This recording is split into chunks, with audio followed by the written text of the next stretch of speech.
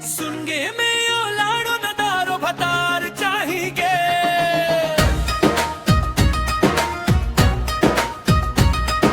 सुनगे में यो लाड़ो नदारो भतार चाहिए।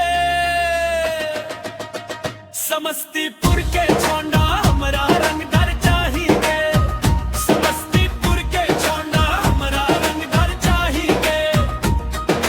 कजरा रे लनवा में कजरा समाई, देखते ही दिलवा में हलचल मचाई। न चाही बाबूजी दिल्ली पटना वाला, देसी अंदाज में दिल जीत ले डाला। लाल टी शर्ट जींस में छा जाएगा।